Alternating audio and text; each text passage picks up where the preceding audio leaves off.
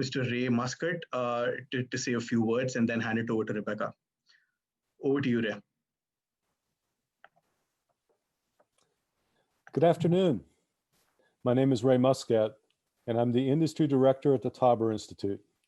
I'd like to welcome you all to the Tauber Institute's Leadership Speaker Series, featuring a keynote by Rebecca Liao and a panel discussion on the role of digitization on the road to supply chain recovery, moderated by Professor M.S. Krishnan, the Associate Dean of Executive Education at the Ross School of Business. These are incredibly trying times, and while the pandemic has left a trail of disruption across every country, big and small, it has also truly underscored the importance of resilience in global supply chains. Digitization has been synonymous with resilient supply chains for some time now, but this crisis has highlighted its critical role. Both the keynote as well as the panel discussion today will highlight the need for more digitization and, more importantly, the particular technologies that are going to define the quintessential resilient enterprise in the near future. We are delighted to have Rebecca Liao with us today.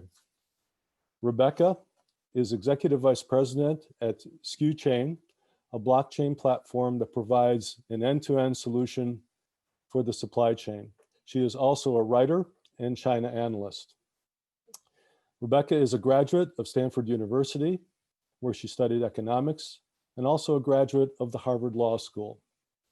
She was a member of Secretary Clinton's foreign policy team for her 2016 presidential campaign, focusing on Asia trade and economic policy. Her writing has appeared in a number of different publications, including the New York Times and the Financial Times. She's also a member of the National Committee on U.S.-China Relations.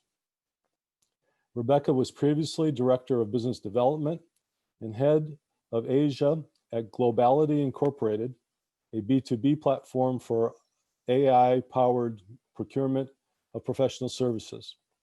She began her career as an international corporate attorney at Skadden, Arps, Slate, Mager, and Flom LLP and Fenwick and West LLP, representing clients in Asia, North America, and Europe across a variety of industries, including internet, mobile, semiconductors, enterprise software, energy, advertising technology, consumer technology, and finance. Her work focused on domestic and cross-border transactions, including mergers and acquisitions, joint ventures, private equity investments, venture financing, debt financing, and public offerings of debt and equity. She has also regularly advised public and private companies on corporate governance and securities law compliance. And Rebecca is also a jazz singer and an opera singer. So without any further ado, please join me in welcoming Rebecca Liao. Rebecca? Great, thanks so much, Ray. It's an overly generous introduction. Thanks very much for having me today. The Tauber Institute does incredible work, and I'm very honored to be here to provide the keynote session for this year's conference. Special thanks to all of the organizers. I know it is not easy to organize a conference in the middle of a pandemic, especially when numbers are starting to spike again. But this is a very important topic and top of mind for a lot of enterprises who have supply chains. So I greatly appreciate gathering everyone today, and I think we'll have a very good event. So I'm Rebecca. I am located out here in Silicon Valley, California. I'm wearing the coat because it's under 70 degrees today, which in Michigan, I'm sure sounds like summertime or springtime, but in California, that's definitely the dead of winter, as is a little bit chilly. but let's move forward and talk about how to build resilience in supply chain organizations. So what COVID has taught us is that when you have supply chain disruption, there are only certain things that you can do if your suppliers are just shutting down or they don't have the financial ability to fulfill your orders, if there's no communication with them.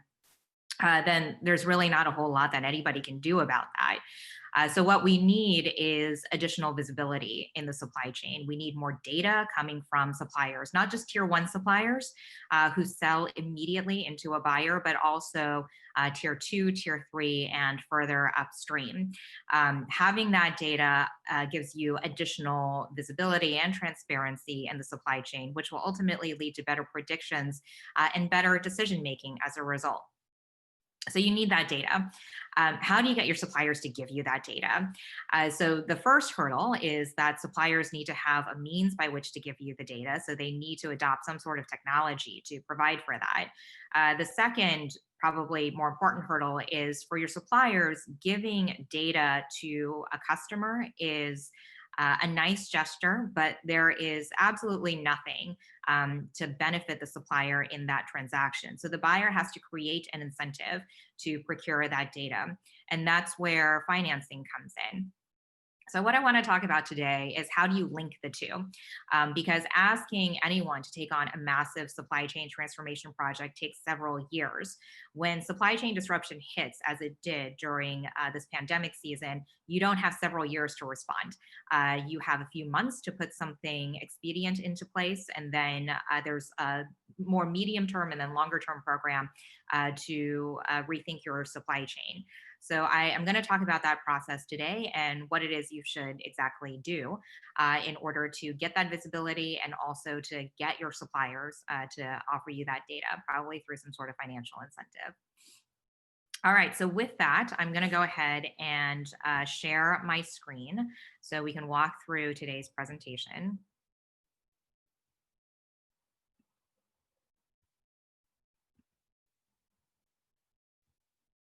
Okay.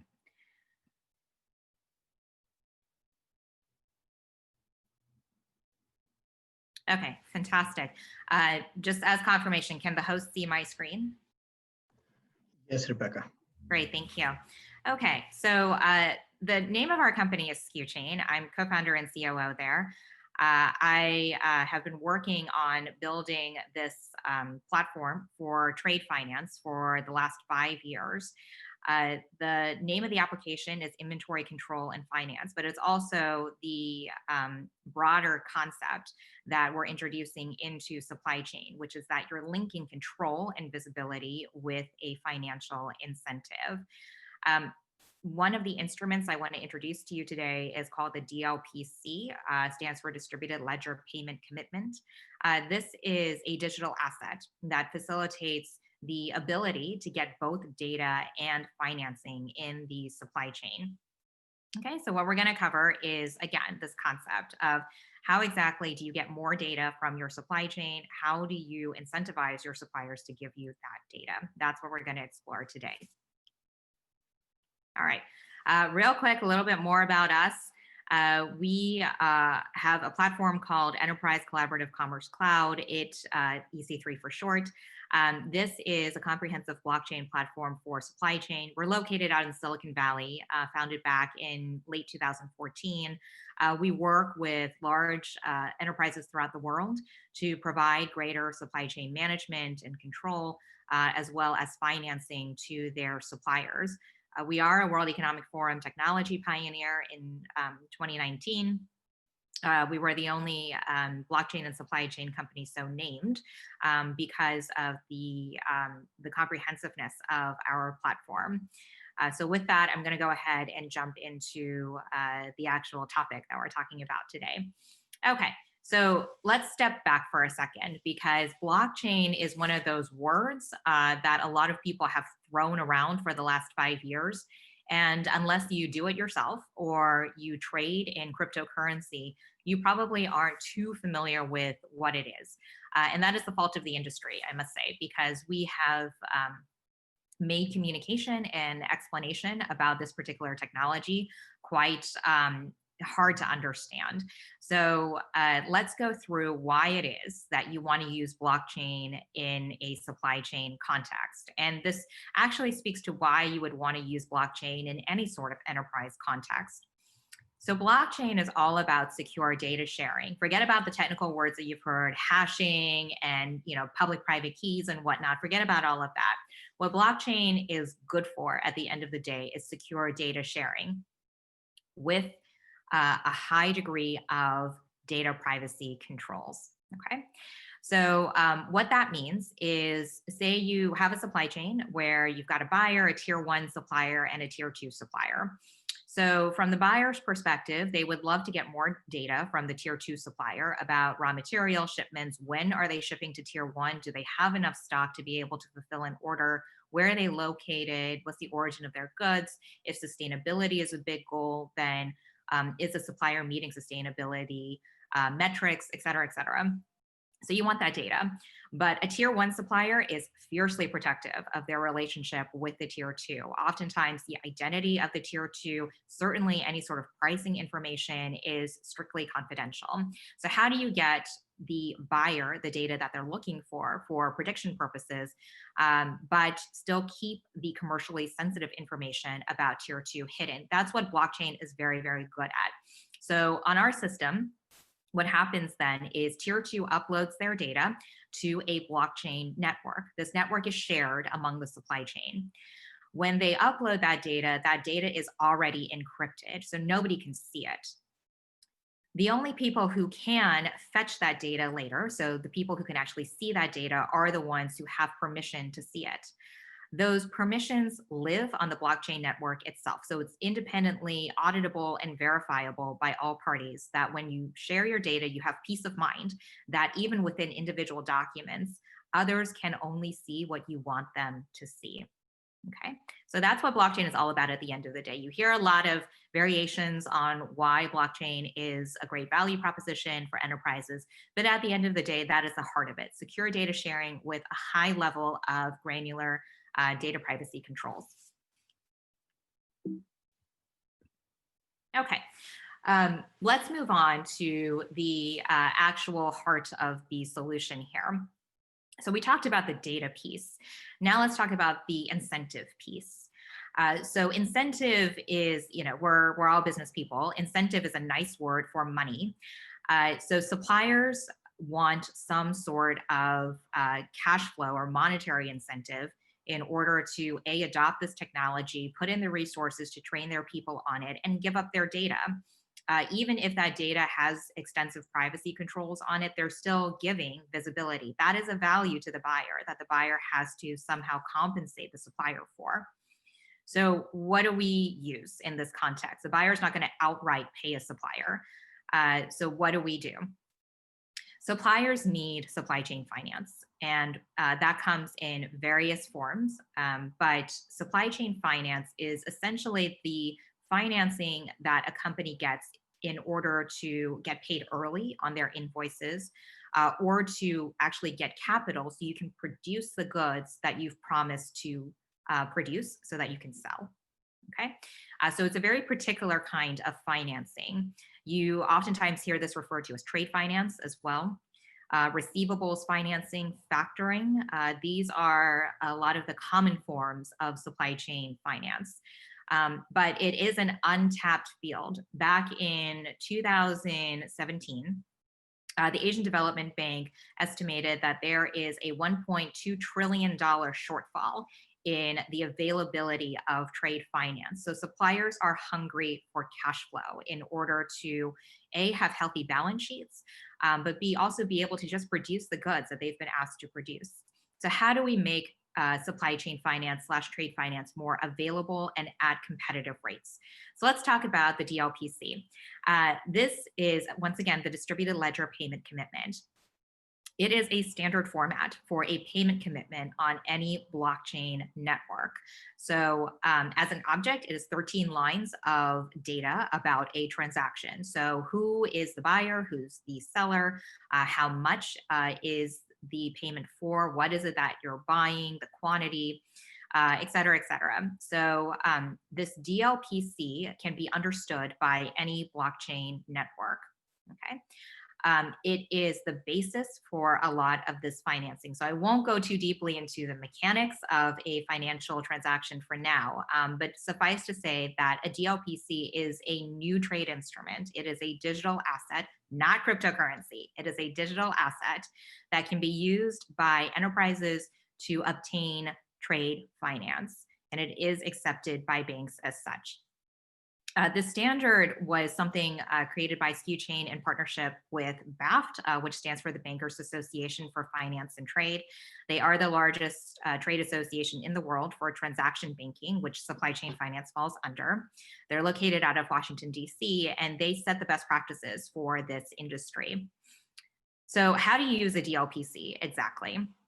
You can do a few things. We've just listed 4 examples here, but as nothing more than a payment commitment, it is a highly flexible instrument. So we attach Dlpcs to purchase orders, let's say. This is very useful for working capital financing. So that is where a buyer has issued a purchase order. A supplier has the know-how and the resources to make the product, but they need liquidity. So in that case, we attach a Dlpc to that purchase order, and a bank will forward that supplier the working capital that they need in order to make the goods. We can do this across multiple tiers on the blockchain. Once again, a blockchain is a network. It is a distributed system. Therefore, you're able to not just finance one tier of a supply chain, you're able to finance multiple tiers of a supply chain. That's something that's never been done before. So say you have a buyer that is not comfortable offering a payment commitment off of a purchase order because they're just really unsure about whether a supplier can actually perform. So in those instances, they'll probably wait for an invoice from a supplier. They'll wait for an invoice from the tier 1 supplier, let's say, and they'll approve that invoice. That becomes a Dlpc. Now, a supplier in the tier 1 can take that Dlpc and get financing themselves. They're fully able to do that. However, if this is part of a deep tier financing program, let's say, where a buyer says, I'm not really worried about the health of my tier 1 supplier. I'm more worried about the financial health of my tier 2 supplier, tier 3, et cetera. And those are also the suppliers from whom I want extra data. Then they want that financing to go upstream to those smaller suppliers. In that case, the approved invoice from the tier 1 supplier becomes a Dlpc that goes into a liquidity pool for those upstream suppliers. A third way that we use a Dlpc is in inventory financing deals. That's where we actually do buying and selling of inventory. In that case, a take or pay contractual guarantee is necessary because whoever is doing that, whether it's Skuchain or a bank, we are not experts in whatever inventory we're financing. So we need somebody to take it off our hands once we purchase it. And that's why we require a take or pay contractual guarantee. That becomes a Dlpc that's visible across the supply chain. The last use case is probably the simplest one to start with, which is that you use a Dlpc in lieu of a traditional letter of credit. Okay, so let's talk about Basecamp. Basecamp is how do you solve the fundamental trade problem, which is that a supplier, once they ship the goods, wants to get paid, and a buyer doesn't want to pay until they're satisfied with the goods and the shipping documents. So how do you de-risk an open account transaction? Okay, so this is how we use a Dlpc to do that. A buyer connects a Dlpc directly to a restricted bank account. This bank account answers only to smart contracts from a blockchain-based platform. The supplier, probably a few months down the line, they go ahead and ship the goods and they upload their shipping documentation, because that's usually the condition for payment, is that they have to upload documentation to verify I've shipped the goods to you. I fulfilled my part of the bargain. After the documents have been uploaded to a system, then the buyer is going to be able to review them. At that point, a smart contract is going to lock the amount of the Dlpc in that restricted bank account. This is to give supplier assurances that they are indeed going to get paid. Now, once the buyer determines everything is in order, then the smart contract will release the funds from that restricted bank account and the supplier will then get paid. This essentially replaces a letter of credit process. All right, let me skip over this because this gets into more detail about that particular flow that I just described, but suffice to say that you should keep this in mind. that when you switch to a Dlpc from an LC or a letter of credit transaction, usually the cost savings are significant. You see a 50% reduction in time savings as well as bank fees that are associated with a letter of credit. Okay, so level up. How do we add financing? What you saw there is not bank financing. That is just making sure that when a supplier ships their goods, they get paid. When a buyer is satisfied with the goods, they'll be able to pay. Okay, so let's talk about adding financing. All right, so how is inventory control and finance, which is what we do on the blockchain, how is that different from and better than receivables financing? So this is how traditional trade finance or supply chain finance works. We have a supplier who has completed the order, and so they send an invoice to the buyer. They usually give what's called payment terms on that invoice. So the buyer gets 30 days to pay, 60 days to pay, 90 days to pay, etc. That's a long time for the supplier to wait to get cash flow. So what they do instead is they go to a bank and say, hey, I sent this invoice to this buyer. This buyer has a certain credit quality. I have a certain credit quality. Can you pay me early? So instead of having to wait 30, 60 days to get paid by a buyer, I get paid immediately. So a bank will provide that service. The discount off that invoice is the bank's compensation. So the bank says to the supplier, yes, I will pay you early, but I can see that your credit quality is maybe, your normal interest rate is 6% or thereabouts. That's the discount that I'm going to apply to this invoice. So you're not going to get the full face value, but you will get paid early. Okay, so how do we do it differently? So first off, in our system, the buyer's interest rate is what matters at all times. So presumably that is usually better than a supplier's interest rate. And so you start to get to more competitive financing rates immediately. On our platform, all transaction steps are executed via smart contract. There is no need for bank personnel to do any handling or checking of documentation, which adds days to a transaction, and time is money.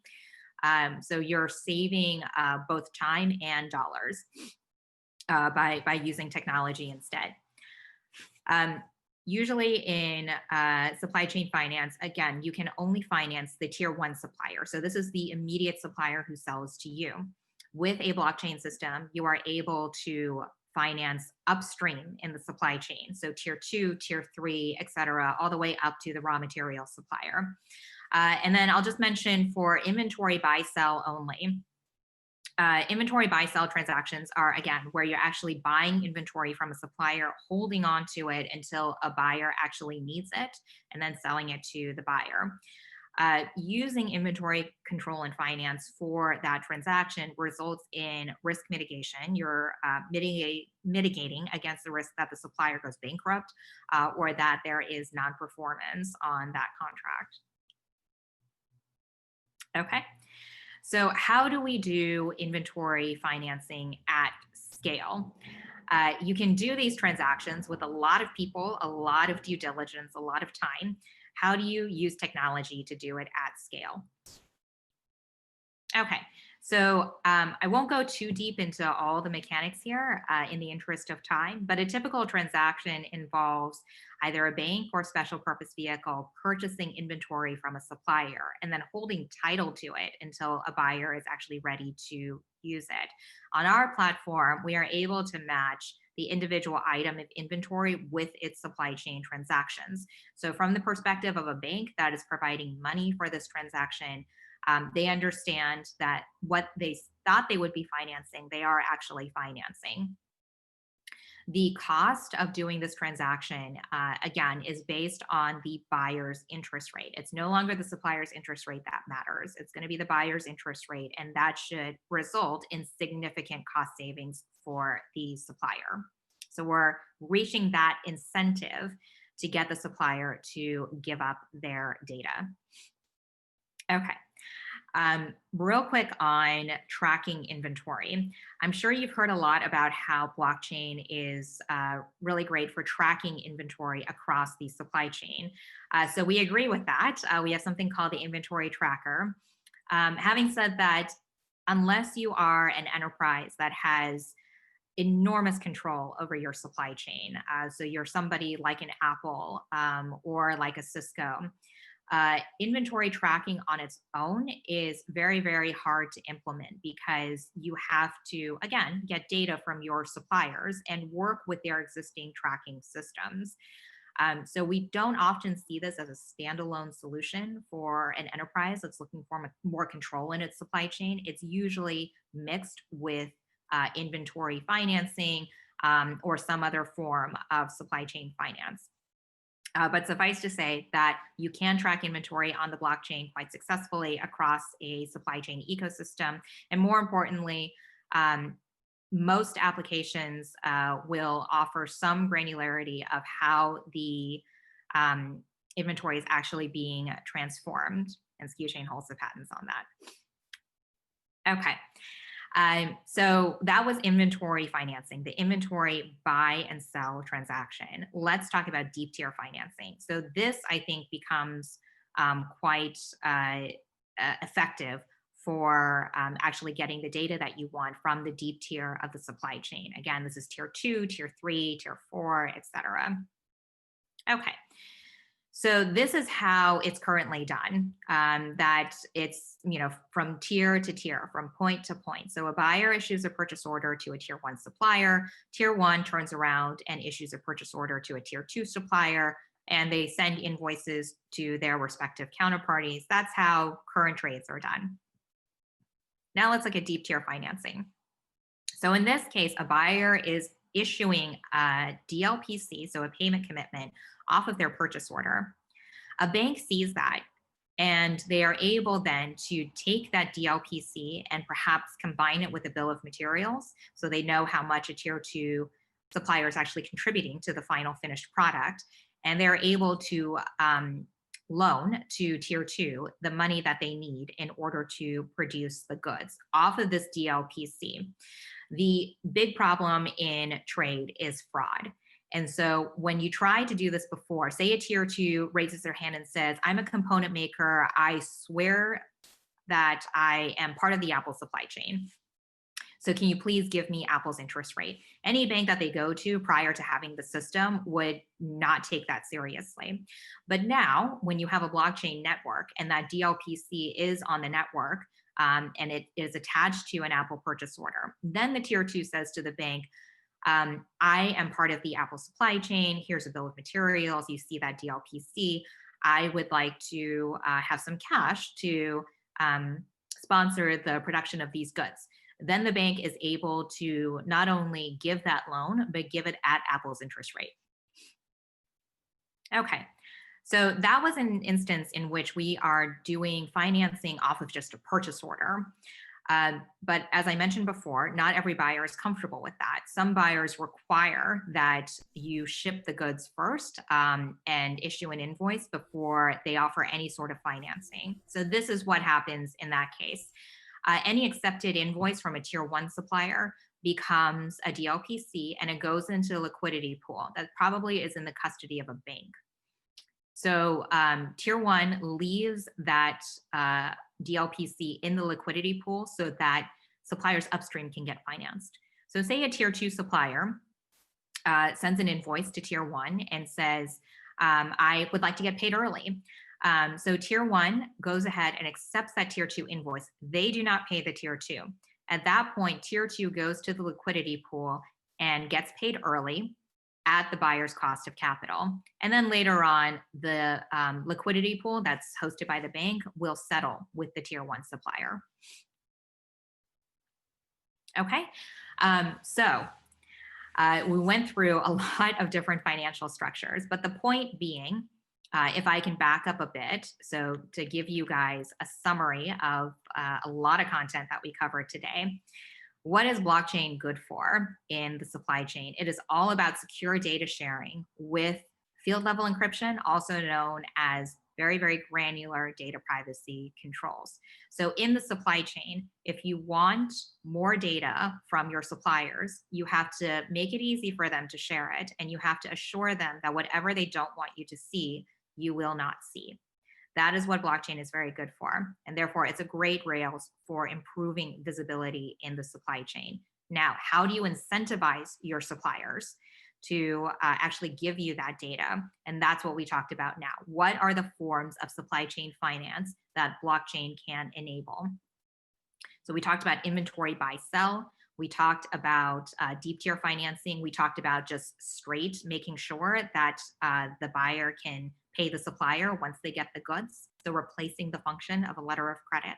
These are all things that blockchain adds value to. Blockchain can also do all the other traditional types of supply chain finance. It's just if you're looking for a particular value add that blockchain brings to the supply chain finance space, those are the financial transactions that I would say are much more suited to a blockchain solution. Okay. So with that, I am happy to take any questions.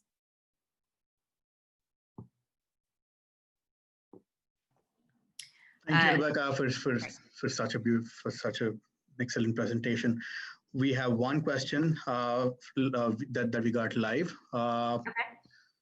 It says, it seems like the banks might not like the shift away from traditional business models. What kinds of reactions or pushback have you seen from them? Are there any collaborations from forward-thinking organizations? Yes, absolutely. So I think that trade finance in banks is a very old business. And over the last 4 years or so, banks were very actively looking at blockchain because they understood that it would be a great way to update this business. Now, they sort of went about it in the traditional bank manner, which is, banks are heavily regulated. They are unique as a kind of business, and therefore they feel as though they need to work with other banks in order to come up with new products or new ways of doing things. That's why you see the vast majority of blockchain platforms out there for trade finance are banking consortiums. So a bunch of banks get together and try to come up with a product essentially that they can use for trade finance. Not surprisingly, none of those platforms are live because talking to multiple banks and getting them to agree on something, maybe they bring in their lawyers and regulators, it is a very, very long process. What banks are motivated by at the end of the day, because they are a business, is customers. And that's how we have approached it. So you see that our platform is first and foremost an enterprise platform. Enterprises are our customers. And enterprises, when they want financing, they go to their banks. And so getting the push from enterprises to innovate in this manner, to adopt this platform and offer trade finance in this way is something that banks take very, very seriously. And so there have actually been no cases in which we have gone to a bank and a bank has introduced our technology to their client. Rather, it's always been the other way around. So we are working with an enterprise and the enterprise brings their bank partners along in order to get the financing that they need. So that's first and foremost, this is a huge business development opportunity for banks. But I think they also recognize that because of COVID, in the event that they're not able to be in the office or at some other physical location, it's very hard to still do all these processes in a manual way. So if you have to handle paperwork, that no longer really comports with our way of working. And so there's a huge push for digitization. And with that, banks are looking for sort of what is the optimal, cutting edge, latest solution for that. We don't want to upgrade to Windows 2000 if we can get to Windows, actually, I don't use a Windows, this is a Mac system, but whatever the latest version of Windows is. So I would say there's a huge push right now for banks to adopt fintech, and particularly in trade finance. Got it. And another question was, why haven't more companies converted to using blockchain for their financials? Should the banks push this, or what do you think? Yeah, so I think it's definitely a good thing that banks are so interested in this. But at the end of the day, I think enterprises need to understand what is the value proposition of blockchain? What is the added benefit to me? Can you quantify the return on investment? And I think blockchain suffered from a little too much hype. I think also the technical complexity of it was a little too visible to people who did not need to be concerned about technical details. So the business explanation for why it is that we want to use blockchain is really only being articulated in some visible manner now. And so enterprises are starting to recognize, this is what blockchain is good for. Is it good for traceability? Yes, it's good for traceability, but is that the slam dunk business case? Probably not. Is it good for data sharing? Yes, it is. But how do I get that data? And so, the actual business use case is getting sharper and sharper for enterprises. And I think that will facilitate the more widespread adoption of blockchain. It's been a process, and in many ways, the technology needed to be developed as well. But we're quickly getting there. And I think that because COVID-19 was so disruptive to supply chain operations, we're going to get there faster. Got it.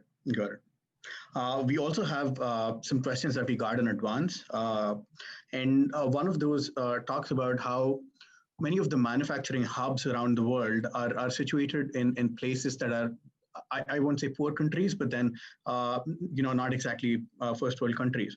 Yeah. But over the years, access to technology and internet, it has grown exponentially. But then there are still areas that have limited access to technology, or less technology literacy. Now, how do you see the implementation of such a technology in such areas? Absolutely. So I would say for any sort of supply chain management initiative where you're trying to roll out a solution across a supply chain, it definitely does not all happen at once. It happens in phases. So it usually is probably not a productive question to ask at the very beginning. How do I get my entire supply chain onto this platform? You're going to, first of all, prove that there is a value add to adopting this platform, and then build from there to your closest suppliers, then the next tier and the next tier, et cetera, et cetera. But to your question about how do I reach those smallest suppliers, or the ones who are in the most technologically disadvantaged places. So in that case, we use smartphones. Everybody's got a phone for the most part. If they don't have smartphones, then we need to think about how to get them to that level of technology maturity before they can start contributing data. But pretty much everybody has some form of an Android device or an iPhone. And our platform can be accessed through that device. Oftentimes, when you get to those smaller suppliers, you're looking for sort of very simple ways of getting them financing and simple ways of getting them to give you data about the inventory that they're handling. And a mobile device is very conducive to that. So I would say to reach a region where you don't have, extensive SAP systems or other technology systems to support a supply chain, look to the smartphone. Absolutely. There's another question about the opportunity to use blockchain, the same technology that we're using for supply chain financing, to also identify some of the human rights concerns, like be it slave labor or be it other conflict mineral issues that we have increasingly been seeing over the years. Yeah. Is that another opportunity for blockchain companies to come in and provide a value proposition? Absolutely. So I would say this, blockchain is a data sharing system. So it cannot create data. So if you are a supplier that is maybe not in compliance with conflict minerals regulations, or there's something else that you probably don't want to reveal to others, blockchain's ability is just to capture that in some manner. But in terms of how does a buyer actually use this to make sure that its supply chain is quote unquote sustainable or clean, that's where I think blockchain can be much more effective. Is somebody mandates that their supply chain has to have X, Y, and Z requirements for each of its suppliers, and then their suppliers are responsible for uploading data to verify that they have indeed complied with those requirements. Now, at the end of the day, you always have the question, well, what if a supplier just uploads bad data? They upload false data. And that is always the possibility with data, is that it's not clean. The benefit of blockchain is that once it's on a blockchain network, data is immutable and it stays on the blockchain network. It cannot be deleted. You can overwrite a transaction. You can add a transaction later to modify the one that you just put onto the blockchain network, but you can never delete or alter information that you've already put onto a blockchain. So what blockchain is good for is detecting that something is wrong in the supply chain. But in terms of preventing something from happening in the supply chain, you probably have to look to other tools. But absolutely, blockchain does add transparency to a supply chain, and it gives peace of mind and starts to push people to comply with these supply chain requirements. Right. And there are about two follow-up questions to that. One is we have seen some of the blockchain companies come up, startups of late, that are working on the conflict minerals issues and stuff, where what they essentially do is they assign some kind of certificates to certified quantities of minerals, and then it flows down the blockchain. Now, one of the loopholes is people especially in weak democracies or in countries with weak governments, they can always find ways around that law. Just like you mentioned, there are always problems with data. They could just bloat those numbers. They can do 100 different things. So what are the control mechanisms that are already in place or that are in work in progress to deal with those issues? Yeah, so conflict minerals is an area that we have been working on for the last 2 years. We work with a few electronics manufacturers to make sure that their devices do not contain conflict minerals. Now, the way that we have implemented controls there is, let's say one miner, either because they didn't understand how to use the application or through some sort of deliberate intent, put in bad information about the minerals that they had just mined. Now, the way that we control it is that miner is going to input their information about the inventory into our app. The next person in the supply chain is usually some sort of trader or inspector. They have to look at the inventory and then put in their data as well, the data that we require of them. After the trader or inspector, it goes to a smelter or refiner usually, and they have to put in the data about the inventory as well. Now, the way that we structure the app is once you input inventory, you can't return to that particular screen to try to input it again. Later in the supply chain, so downstream in the supply chain, if you want to access that data, you have to have the right controls to access it. All of that is to say that we try to minimize any sort of collusion when it comes to fraud. So in order to pull off a massive fraud on the supply chain, that your minerals actually do come from conflict regions, but you've managed to escape detection, we make sure that the miner can't collude with the inspector or the trader, and the inspector and trader cannot collude with the refiner to all be deceptive about the origin of the materials. So those are the controls that we've put in, but you're absolutely right that unclean data is something that you always have to be vigilant about, but that's how we've implemented the controls. Right. And also, as you said, this is probably a bit too early in the whole process to talk about this. But as far as scaling up blockchain is concerned, with all the interoperability issues and the whole lot of other stuff, how do you see this technology being scaled up in the near future? I would say that scale happens through adoption from the quote unquote early adopters in this space. So all the enterprises that we work with are almost by definition early adopters. And because they do have extensive supply chains, we're able to work through scaling with their sponsorship. Now, having said that, I think the mistake that a lot of supply chain solutions make, blockchain or otherwise, is that they latch onto that anchor buyer, and that's the right person to talk to because that is the decision maker in the supply chain. They latch onto an anchor buyer, and then they say to that buyer, I am offering you this fantastic technology. Now it's up to you to figure out how to scale it in your supply chain. Now, obviously, a buyer knows their supply chain structure and relationships and whatnot, but that is actually not the most effective way to go about it. There has to be a built-in incentive. So at the end of the day, trade finance, supply chain finance, in addition to being a very powerful, and in fact, probably the most lucrative value proposition of all in blockchain and supply chain, it is also the incentive for adopting blockchain technology and offering data to make the blockchain network meaningful. Got it. We also have another couple of questions from the attendees. The first one is asking you whether you could elaborate on your experience in securing partnerships for SKU chain, ADB, HSBC, Microsoft, and so on. Sure.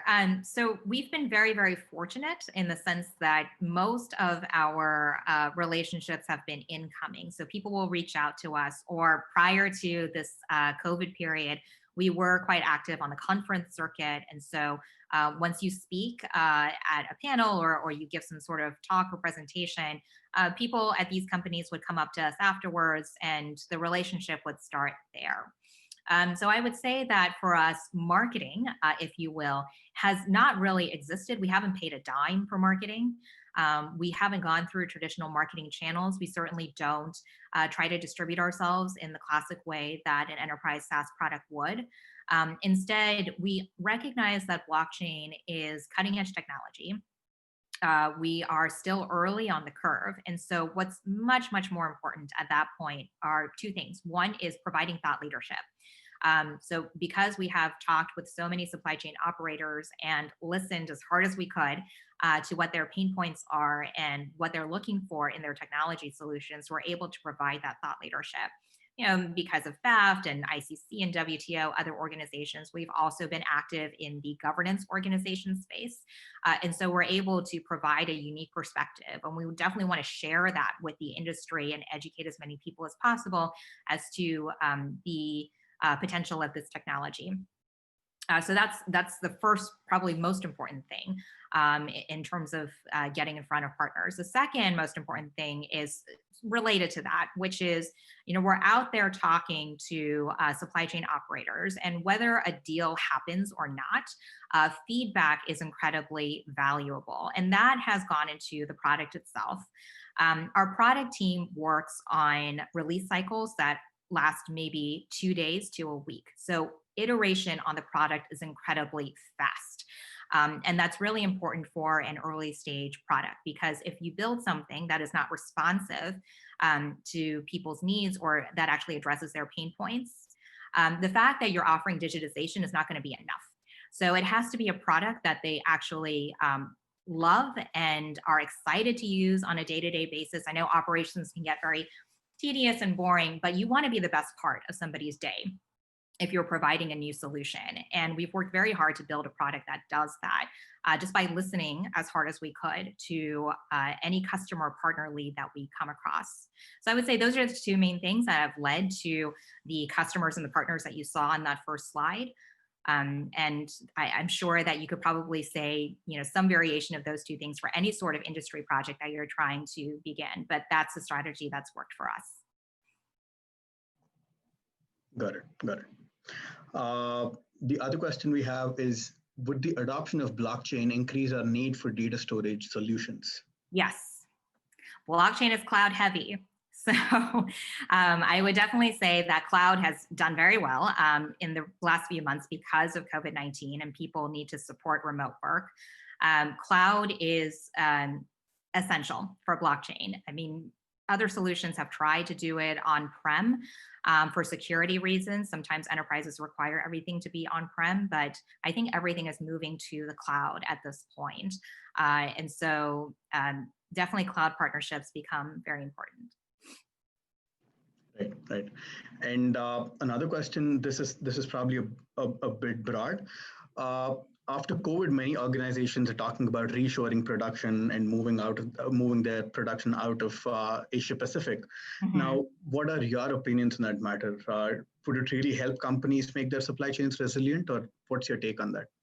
I do think that diversification is a good thing generally. And so if anything were to happen in the Asia Pacific region and your entire supply chain is there, then obviously problems will arise. So having additional operations elsewhere, whether it's in Europe or South America or other regions, is definitely helpful just from the perspective of risk mitigation. Having said that, I do think that what is more important to making sure that supply chain disruptions either don't happen or you minimize the effect of them is knowing what's going on in your supply chain. I think that's probably the first most important thing. Relocating to other regions is much harder to do because it doesn't just entail a real estate transaction. You're not just moving from one factory to another. You are relying on a different set of talent for production of these goods. And so that can involve training. It can involve building up operations and infrastructure on the ground. And so it's a much more extensive and long-term process. Having said that, I do think diversification is a good thing in supply chains. But if you had to pick and prioritize the solutions that you're going to go after to build supply chain resilience, that would not be at the top of my list. Right. And also taking COVID as a benchmark, some companies are heavily investing, in making, in hyper optimizing their supply chains, or building it to such a level of resilience that is required for COVID. But do you think that level of optimization is required, as in a post-COVID scenario, whenever that is? Right. So I would say that in terms of just pure operations, so let's leave aside the finance piece for a second. In terms of pure operations, I think that what COVID has incentivized companies to do is to start adopting, quote unquote, best in class for supply chain. So we see that supply chains are sort of trending towards the supply chain structures and management cultures that are seen by Apple or Cisco, Walmart, these marquee names that you associate with highly efficient and optimal supply chains. So it's not that we are building up supply chains to a level that we've never seen before, or that there's no industry example for these kinds of supply chains. I think it's just spurred people on to innovate to the extent that they can be part of the best in class in supply chain. So that's my first response to that. But in terms of finance, I would say that that is generally a good thing to unlock in supply chain. Doesn't matter whether COVID hit or not. The fact that you do have to financially support your suppliers and that they do want that extra cash flow is a good incentive to adopt finance. But finance is generally good for improving the health of balance sheets, for improving liquidity and cash flow, expanding operations. So I would say that regardless of whether COVID happened or not, financing was there for the taking as a very important use case. All right, so we're also nearing the end of our time here, but as a last parting question, this is about your time during the 2016 presidential campaign under Clinton. What were some of the key global supply chain decisions then that were made during that time? If you could talk a bit to that. Sure. So 2016 was a different world in the sense that back then, we did not know that the U.S. was going to start making America great again, or putting America first, or these slogans that have been put out by Trump campaigns and the Trump administration. What that's shorthand for is basically pulling back from the international community. We did not think that we would enter into an environment in which that would be a viable option. The U.S. Has been the biggest player in global trade ever since the post-World War II period, and even prior to that, I think, in terms of just economic power. But using trade as part of economic statecraft was one of our key strategies for foreign relations. And so at the time, in 2016, we were still thinking about using our alliances with countries in the Asia-Pacific region to enter into trade agreements, to open up trade, to make trade even more available across different desirable trading partners.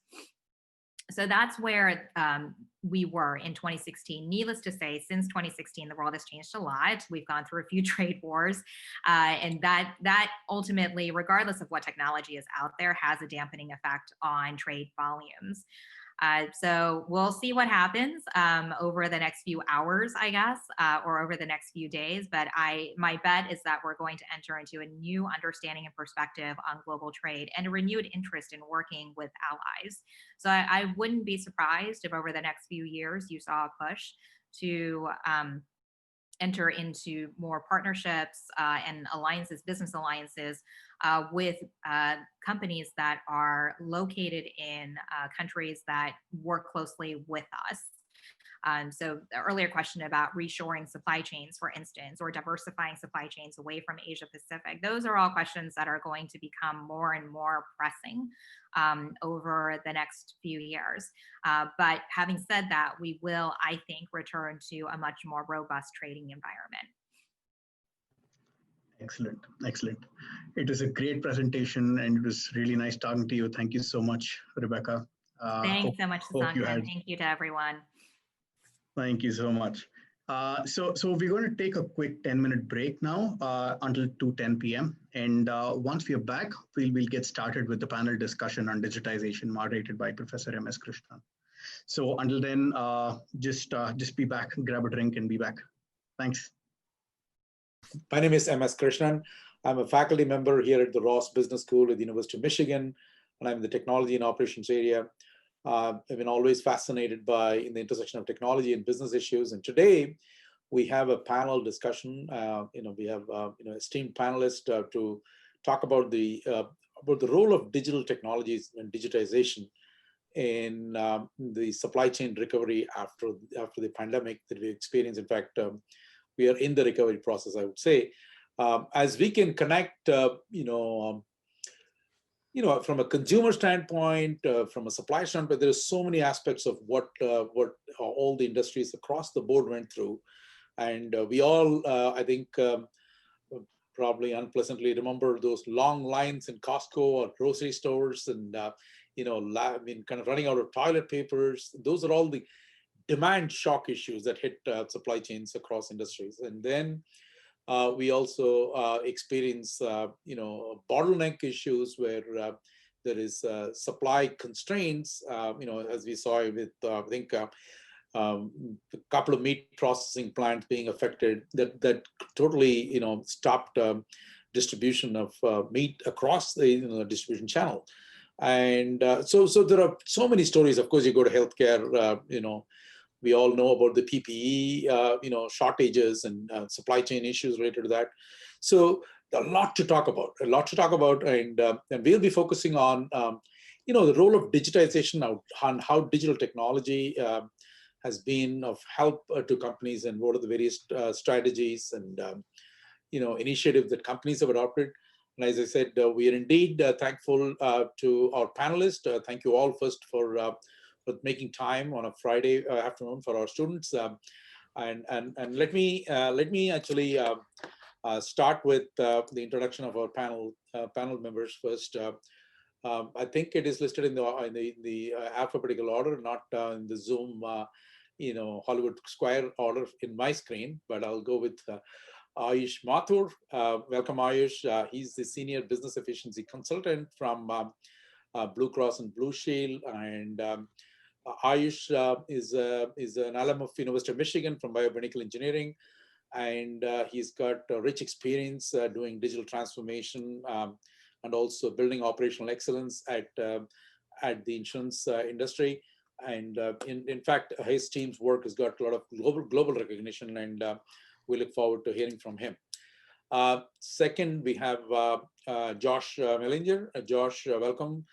Josh is fresh food supply chain leader at Deloitte Consulting, and in his role leading the supply chain linked to, I guess, farm to fork. That's what they call it. And Josh has also contributed a lot in terms of improving efficiency and reducing food wastage. I think Josh, that must have been really giving you a sense of purpose. I saw reducing millions of dollars of food wastage, and that is another thing we connected during the pandemic in the last over the summer, in terms of how important is that. Then we have next on my list is Anil Sebastian. By the way, before I go to Anil, Josh is also a Michigan alum and a Tauber alum. So welcome back, Josh. So next, Anil Sebastian, who actually leads the analytics and digital transformation for the Microsoft device organization. Anil has been leading a lot of analytics-based, management initiatives and transformation at Microsoft devices organization. And I think prior to that, Anil has been with Google, playing similar roles in transforming their logistics and supply chain, roles there. So look forward to hearing from Anil. Welcome, Anil. And last but not least, we have Matt, and we have Matt from GE Digital, and there's Matt Snug is actually the most I would say impressive title, Vice President of Engineering for GE Digital, and GE, as we know, has been connected to digital for the last decade or more than that, in terms of how do we connect use of digital technology in improving operations, efficiency, building new capabilities. And they are known for their platform, Predicts platform, in terms of using technology in analytics to improve both operations within GE and for the customers. And Matt comes with a rich experience, applying these technologies and solutions across different business units within GE, ranging from their power sector, manufacturing, oil and gas, and that's very impressive. Thanks again, Matt. Welcome back. Matt is also a Ross alum and a Tauber alum. So welcome to all of you, and thank you again for taking time. What I thought, always the panel becomes very interesting when we make it more interactive. So I would first, ask our panelists to give a context of their role, and I would actually also request them to present the challenge that the pandemic, provided, and kind of introduced to their supply chain and their organization, because I think it's important for us to first understand the challenge. What kind of challenge did it throw you into? Because then we'll come back to the solution, okay? Because it's interesting, and every industry had its own piece of the problem, right? And its own color of the problem. So it'll be good to see from your role what you play, and what and your operations, your company's situation. What were the challenges that you were kind of unexpected that came from the pandemic? Maybe since I started with Ayush, we'll go the reverse order. I'll start with Matt first this time. Oh boy, I thought I had some time to think about this. Man, it has been an interesting year. I think there have been certainly demand side challenges for GE. I don't think it's any secret that the company as a whole took a blow when COVID hit, for a couple of different reasons. I think the most acute one was people just stopped flying, right? And when people stop flying, that puts the airlines under immense pressure to reconcile some of the costs that they had previously taken for granted as a result of having higher revenues over the planned out over the next few years. And that gets passed along to the suppliers. GE Aviation is a primary supplier to Boeing, and it is also a great partner to Airbus. And so when Delta stops ordering planes, Boeing stops ordering jet engines from GE, and that puts in a lot of pressure to supply chain that takes years and years to bring to fruition. I mean, if you think about how complex a jet engine is, there's a significant amount of forecasting that's required to go and build that. And so for GE galactically, I think that was a major issue. On the demand side, more locally for software, for GE Digital, believe it or not, and Rebecca touched on this a little bit, COVID actually increased the amount of demand for software, because software can really enable remote operations, and it can really reduce the number of heartbeats that are in any given place at a given time. And so as all of our customers and everyone is coming to grips with, how we can minimize the amount of interaction between individuals, they realize that there's a tremendous amount of opportunity for software to come in and capture some of those more rote operations. I'll give you two examples. One, we're building a product called Digital Worker, which enables this remote operations in a power plant. For many reasons, it's just easier to put cameras in particularly dangerous spots. One, because it just increases safety in general, but two, it is a much more reliable and live look at any meter at any given point. And remember, this is pre-IoT. This is just a valve that people are looking at. This is just a monitor that was never wired with any connectivity. What you do is you put a camera right in front of it, and you'll get the image, and you can use neural net algorithms to figure out what exactly that gauge is measuring and what the amount is. And so we think with a bunch of our customers who have come to us and challenged us and saying, hey, we need to reduce the number of people that are in our operational unit by 25%. There's an opportunity to go and do that. The other one is just standard and traditional predictive maintenance, digital twin technology. So for the assets that are connected, there's just a phenomenal ability now to be able to pool that in a particular area and collect data in a way that you could go and build any number of predictive maintenance algorithms that would theoretically get you better at forecasting so that you could deal with some of that supply chain shock. The last piece maybe I'll say on this particular notion, and maybe a plug for Tauber and for the team that we sponsored this year. The team worked on an analytic that improved on that forecasting. It was a time to action analytic that they used sequential similarity modeling, a type of machine learning to get more precise in understanding exactly the right time to take action. And so we think that there is a greater demand for this now as a forcing function of all the limitations that we've had to deal with as a result of the shock to this workplace.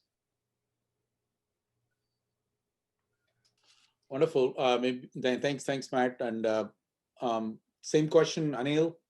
You've seen it in two ways, I guess, as both supply chain transforming agent for the devices organization, Microsoft. But I'm sure maybe I want you to focus on that first. Then we'll hear from you about what is Microsoft doing to help other customers, because building on what Matt said, software is becoming the key element now. Yeah, for sure. Thank you so much, Professor, for inviting me to this conference. And I noticed how everybody's introductions had something to do with the Michigan affiliation. I don't have a Michigan affiliation, but I really love coming to Michigan, Ann Arbor. One of I still remember the Greek restaurant that I keep going whenever I come for recruiting. So I hope to be back one day, and I love the city. So by the way, we have a lot of executive education programs. It's an easy way to become Michigan alum. I think, Professor, you're indirectly saying that I need more education, which I'm kind of but anyways, it's I love the topic of resilience in supply chain, especially for us in the devices organization. So just to set a little bit of background, when you think of Microsoft, sometimes you think of Microsoft as a software company, but it has a large hardware presence. We have hundreds of suppliers. We have millions of shipping points. We ship millions of units. And we have some very key products like the Surface line of business, the Xbox line of business, et cetera, et cetera. And it's about 4 or 5 years ago where I was asked to take on this role of digital transformation. And when my boss asked me to take that role, I was like, what does that even mean?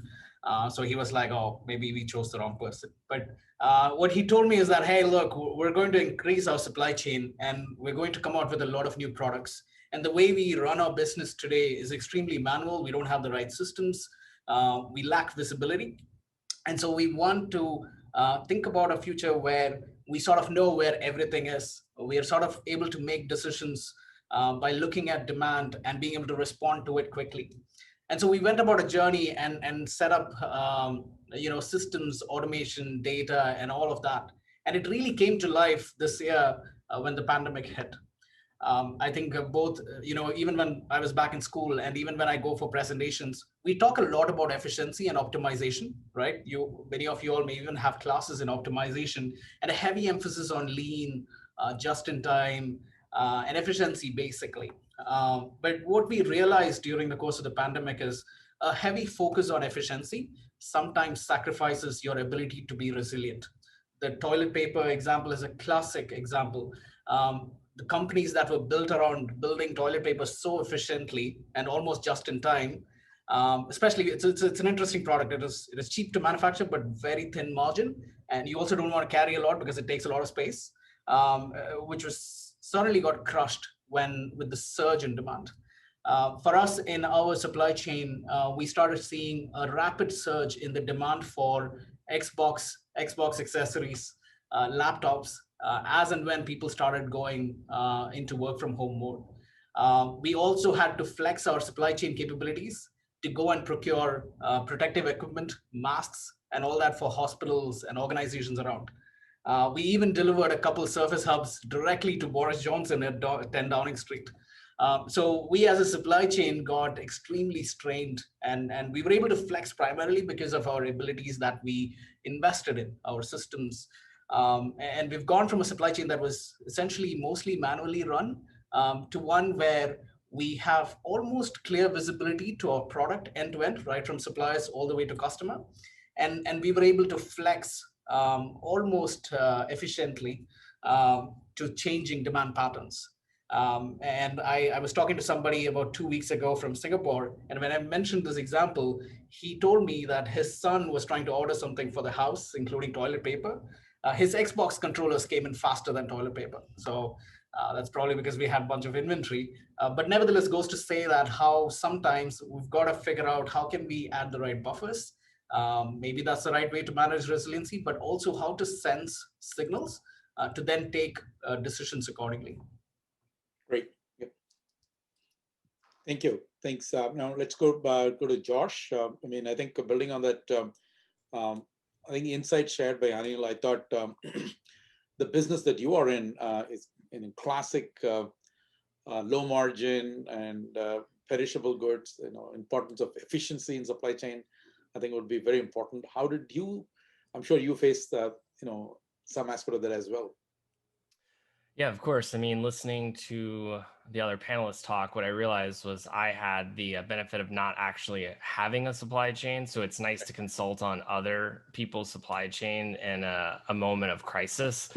I probably only realized that just now, but you're right. Food is, I think it was front and center during a lot of this, probably food and healthcare. And when we think about COVID, I have a lot of conversations still today where people, they remember the image of, food being dumped in fields, people waiting in line who are hungry. And you see that emotional connection, and people say like, hey, we've got to do something about this. We should be able to be better at this.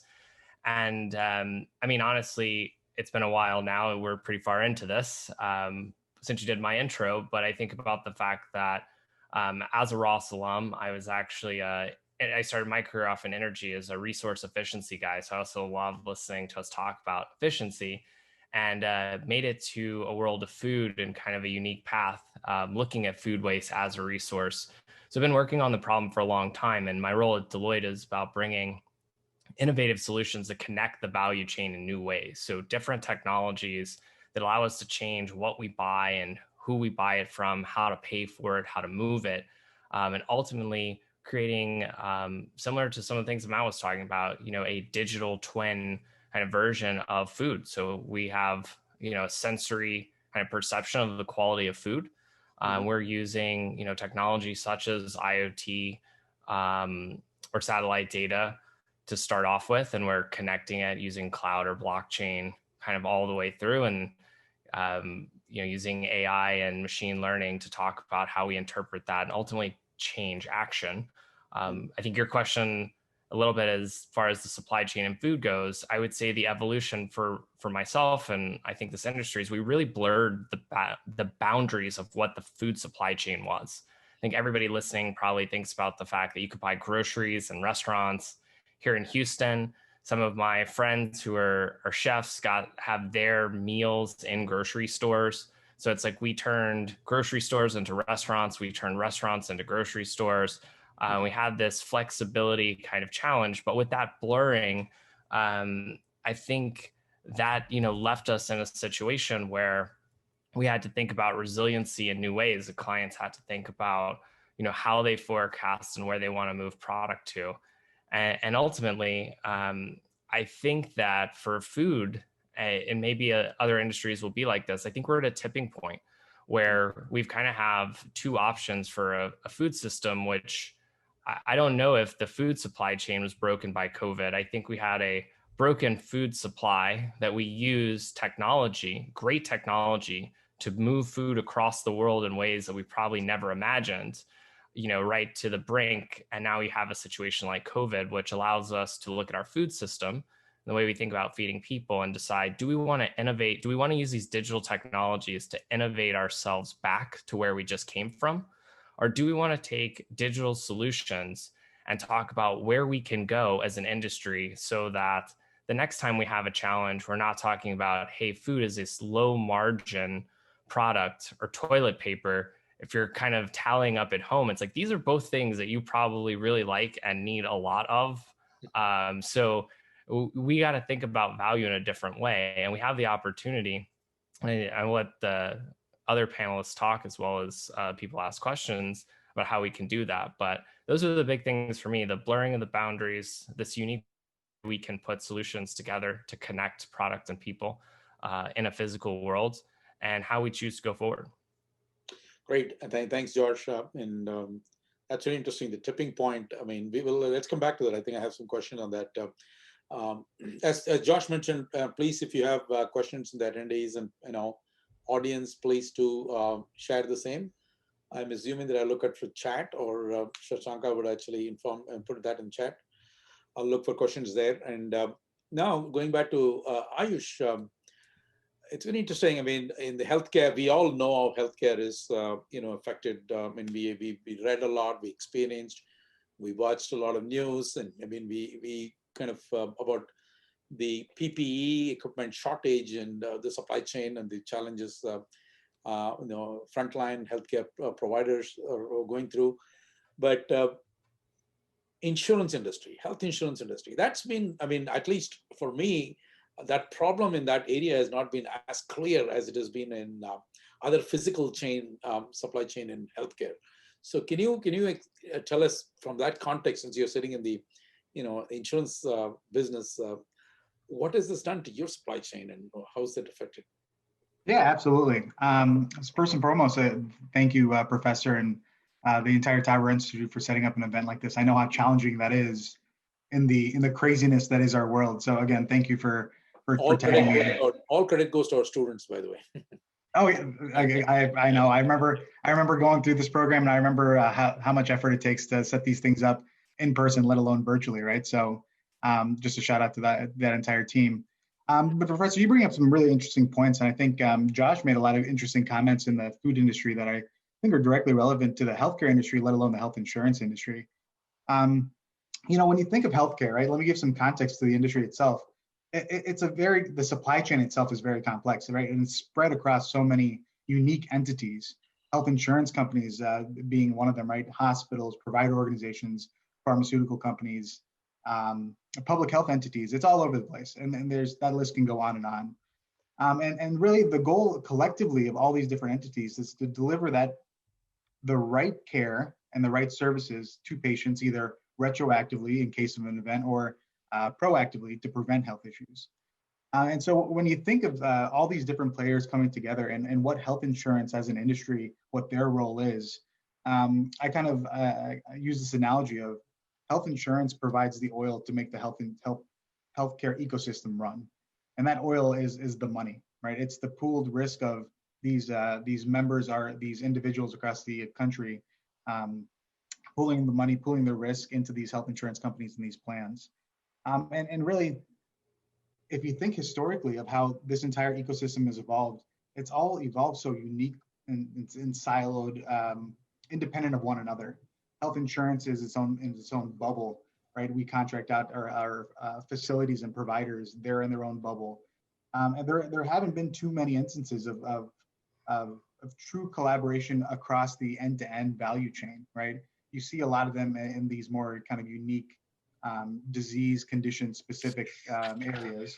But fundamentally, this health insurance industry itself is there to, again, it's the oil to the healthcare system. So to get the money to the right place, to incentivize the right behavior, to incentivize the right actions being taken to get the best care to these patients. And it's challenging when it's so distributed. One thing I'll definitely say when it comes to the COVID situation and the craziness that we all, very high profile kind of examples and symptoms of healthcare challenges within the United States, right? You saw the obviously the PPE challenges, right? But I want to emphasize and stress that getting these products and this equipment to the point of care, to these consumers, is a big challenge. But think about the other end, the service, the actual hours of the man hours of the healthcare professionals, the doctors, the nurses, right? It's challenging to leverage this very valuable resource and really make sure that they're being deployed to meet the demand appropriately, right? Especially when you're in a pandemic situation and they're being overstressed, they're being overworked, and those are issues that are well documented in the healthcare space, right? So I think really this health insurance company is the intention, the goal, the historical goal is really to incentivize the right behaviors end to end within this value chain to make sure that you can really see that end to end value and to get the money and the behaviors to change to really realize that value. And it's been a challenge. And again, this COVID situation has kind of kicked the entire healthcare industry in its butt, right? But these are historically rooted. These are very hard challenges within the healthcare space that quite honestly aren't going to be resolved within between the first wave and the wave that we're seeing now. So it's been challenging. It'll continue to be challenging, but this health insurance industry is really it's positioned to really drive the right behavior changes throughout the ecosystem. Great, thanks, Arish. I think I want to take the conversation a little bit more specific, just for the familiarity and education for the students in the audience. And I'm going to ask you to pick a particular digital technology and then give an example of how this capability of this technology helped you. I know Matt mentioned about digital twins. I'll come back to Matt with that. And but maybe I'll start with Anil. You're from software company, and then I'll also ask you to kind of restrict maybe 1 minute answer, give the technology, and then how it helped you. Yeah, for sure. Thanks. So we deploy a variety of technologies, as well as we've been testing a bunch of technologies as well. But I think one of the key, maybe not technology, but concept that we are trying to enable in the organization is the concept of a digital twin. Mm-hmm. What we realized during the pandemic, and not just the pandemic, even if you see the last couple of years, we've several geopolitical issues, trade tariff, a bunch of disruptions, like unplanned disruptions hitting the supply chain. And so we felt that it was important to have essentially a virtual representation of our entire physical supply chain that we can model, run simulations, run several scenarios, and see what happens. And so that is something that we are trying to operationalize and see how we can use that, if that makes sense. Great, thanks. So you're talking about digital twin of a process, of the entire process, etc. Yeah, well, it's a combination of process, technology, and tool. Yeah. Josh? Yeah, I guess if I have one technology, the thing that I can do afterwards is to interpret that. Thank you, University of Michigan, for making me dangerous with numbers. So the IoT sensors for me, I want to say like 4 or 5 years ago, we did a project where we were putting IoT sensors on pallets of lettuce and looking at how the perishability changes out of fields. And I think that was a big step change for us in understanding, you know, how to design supply chains that have to deal with variability when the product coming out of a field could have 4 or 5 days difference between how long it's going to last. And I think that introduction of this new type of data that we get directly from a sensor allowed us to start moving past the concept of something like visual inspection. So everybody's probably bought lettuce at the store and then put it in their fridge, and like a day later, it's like a green bag of goo. And I don't know who you blame in that situation, the name on the bag, where you bought it from. But you think like, why did somebody put this in a store? Then 2, why did I buy this? I bought it like 2 days ago. How does it look so poor? So when we add digital technologies to that, I think that we really bridge science and art of looking at food and saying, well, is this food going to be good? That's kind of a culinary profession that takes years of study where consumers don't feel comfortable with. But with the addition of digital technologies, for me, the IoT sensor allows us to start to communicate how long food is going to last for. And that opens up this realm of having supply chain move all the way to the customer. So where I'm going to send it, how long it's going to last, how fast I need to send it, what I can price it for, are all driven off of this concept of having a digital measure of freshness and quality. And so that's the thing that it gets me the most excited in food. Great, thanks. So traceability with IoT sensors. Great, thank you. Ayush? Yeah, first, Josh, I'd love for my lettuce to stay greener longer. I waste a lot of lettuce here, so try not to. But I think in the healthcare space, particularly in Blue Cross, we've been working very heavily with some of our local healthcare providers and facilities to really establish using some advanced analytics and create some models based on the population and the demographics of the populations and the different characteristics of that population. These are 2 data sets that the provider community, they've never really had access to, and the insurance company's been sitting on this data for a while now, for decades. So the ability to understand what population is out there, understand the demographics, again, socioeconomic factors, claims history, right? Trends in claims history, and being able to predict demand of healthcare services, of uniquely triggered events for instance, COVID, right? We're building that model out, and we're training these models, and we're giving full access to these provider systems so they understand and see, hey, based on this Blue Cross model, this is the next week of input that's coming into our systems, of patients coming into our systems. And that it's a very powerful conversation because this data has been sitting there. It's just been sitting in different organizations, and being able to put that kind of advanced analytics, advanced modeling on this data and give access to the providers. I mean, you're solving a big problem in terms of predicting demand, forecasting demand. And we're seeing that play out real time here. So analytics in action, basically. Exactly. Matt? Yeah, wow. I'm from every one of these answers, I'm kind of pattern matching a lot of what we do in the space that we are. I talked a little bit about power gen, about aviation. Maybe we can move to the grid, and the grid is one of the most complex machines, if you will, on the entire planet. If you think about how many nodes there are that have to be balanced at any given point, and then just the simple properties of physics as well. The amount of compute that would be required, just throwing all of that into one big hodgepodge and running a deep learning model is, you simply could not service it. And so what we have really been iterating on when we talk about this digital twin, Anil had mentioned the word process, and we think that's really important. And just applying contextual and domain-oriented expertise to whatever analytic we want to go and build. Maybe an example of that would be balancing the power system. So just matching supply and demand.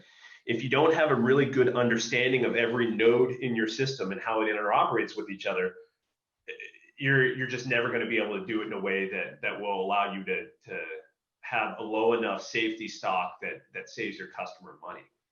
And so For us, it's interesting. You know, I think everyone, Rebecca kind of went to this too.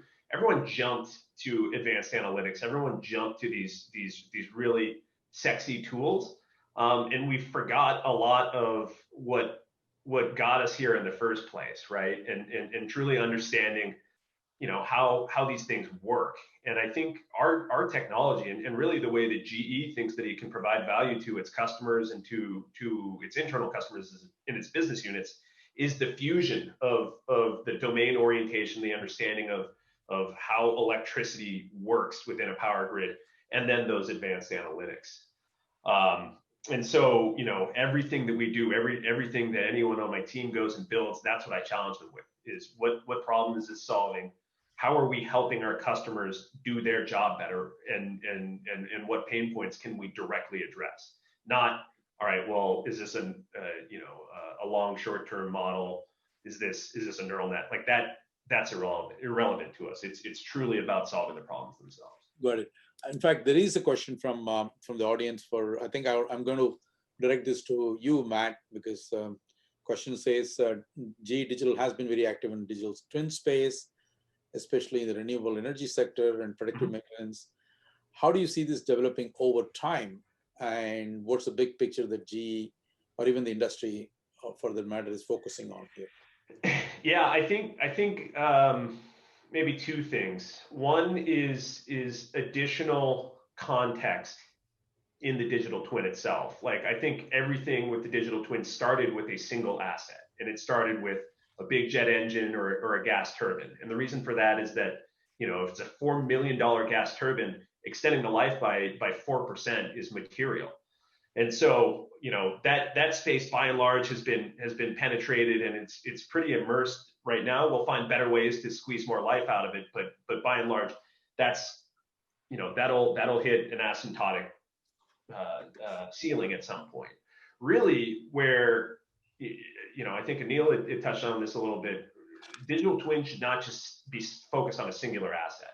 It should be focused on a network. And so that's when we move to the grid, where you may have 1 million assets. It's not necessarily as important to focus on extending the life of one of them, but rather contextually understanding what happens downstream if a substation blows up. And if you have one field worker that has to choose between going to one or the other, and one substation services 100 people and another substation services 1,000 people, including a hospital, you should have that understanding. And so that level of context is important. I think the second is we will soon make the transition from decision support, so basically surfacing what the right idea to do is, to actual autonomous operations in the power space in the next 5 to maybe 10 years. And really what that is, it's not a technology thing, because we do have the control systems to manage that today. It's a cultural thing.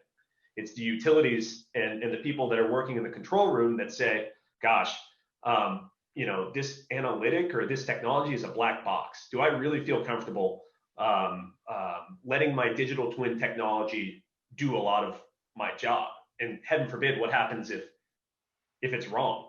And so there are means to kind of progress to that. And that's a lot of what we talk about today. And I'll stop talking after this, a good parallel to track in terms of that movement up is in aviation, right? In the cockpit, autopilot exists, right? And it started 50 years ago, and it was just a simple set of decision support tools that became increasingly complex, to the point where not only the pilots, but the companies that bought the technology and the regulators felt comfortable enough to manage that. Does that mean we can completely abstract the use of a human pilot? Absolutely not. You need someone to be able to go and take over if the autopilot fails for whatever reason. But there are things that it can do to allow those pilots to go and focus on other things. And we think that's going to be the progression, man, in every space that digital twin is supporting today. I can tell you that we are all experiencing that. At least if you have a Tesla and then you put them in the auto mode, and when the auto curves, The Hands road are still kind of on the wheel though, just in case for the first couple, and then after a while, right. you're Exactly. I think I just want to kind of build on that what you said and clarify. So, on both what you and Anil mentioned about digital twins, since the question was about that. So, is the understanding correct that digital twins we could either have at a single product level, where, for example, there is a digital twin for an aircraft engine, right? Or you kind of just basically you monitor that in real time. That's at the product level. But the two examples that we talked about here is also digital twins at the entire process level, the end-to-end process level, so that we can do what if simulations and analysis of C. And more interesting, I think I like what you're saying in the future of this part of the question that you answered. The future is more and more towards autonomous operations, where it'll be humans and machine collaborating to take the decision, but more towards machine in standard decisions. That's very good. Thanks, Matt. I mean, the next question I'm saying it's probably goes to Ayush. Yes.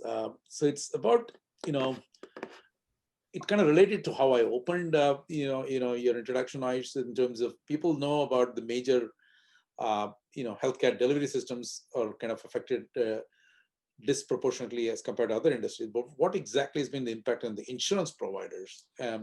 Such as the your Blue Cross Blue Shield. I think I know where this is. I mean, part of it is coming from. I also heard from a couple of my other students. As Matt kind of mentioned earlier, right? The pandemic, what it has done is it has actually increased demand for some aspect, some kind of products. And Anil also alluded to this. Xbox, Matt talked about software, right? In a way, this has actually made life better for some businesses from demand standpoint and challenging for others. It's kind of interesting how we are in this position. One argument in the health insurance space, you can clarify that as you answer this question, Ayush, is you are in a business where you collect the premiums upfront, right? I mean, we saw a phase where, of course, so many people need immediate medical attention. They went through, they suffered the pandemic. But millions and millions actually stopped going to the doctors, right? Mm-hmm. So stopped going any of the cosmetic regular thing, dentist, you name it. I mean, so either they became online or they just cancel the surgeries that are not really. I mean, in some cases, I was talking to cardiologists. They said even required surgeries, people just postponed it. So how did it affect you guys? I mean, so one argument is maybe your business should have become better, right? I mean, you're not paying anything and you collected the premium already. And I'm just giving it a thought, throwing that out there. Yeah. Yeah, absolutely. This is I have this conversation almost daily at this point. Health insurance, you're right. The money, this is where the money's pooled. And when individuals and patients stop going to see the doctor, claim volumes go down. We saw an 80% reduction in claims volume in the months of March and April. The money pools up within our walls, right? Yeah. We have this underwriting gain that we have to make sure it's our responsibility to make sure that this oil that we have, the money that we have, continues to grease the entire healthcare ecosystem. Claims volumes were down 80%, but you saw the strain on the healthcare system, right? We need to make sure that we're there front and center helping ease that strain. And how do we do, the partnerships that we built to do that? We moved care virtually. We sponsored telehealth initiatives. 1,100% increase in telemedicine use in the same 2 months where claims utilization dropped. So it's a very interesting kind of dynamic that played out there. But it kind of goes back to this conversation that we have of you can't see these companies in silo anymore, right? You really have to transform the way of thinking end-to-end value chain in the healthcare space and saying health insurance exists to make sure the rest of this healthcare system is appropriately funded and needs what it needs to really keep its operations alive. And in those months, right, we can't stop the revenue. We can't stop the cash flow to our providers. They're the ones stressed. We continued our cash flow. And we're taking those losses because the services aren't being provided, but we have to make sure that our partners have the appropriate cash flow to stay open.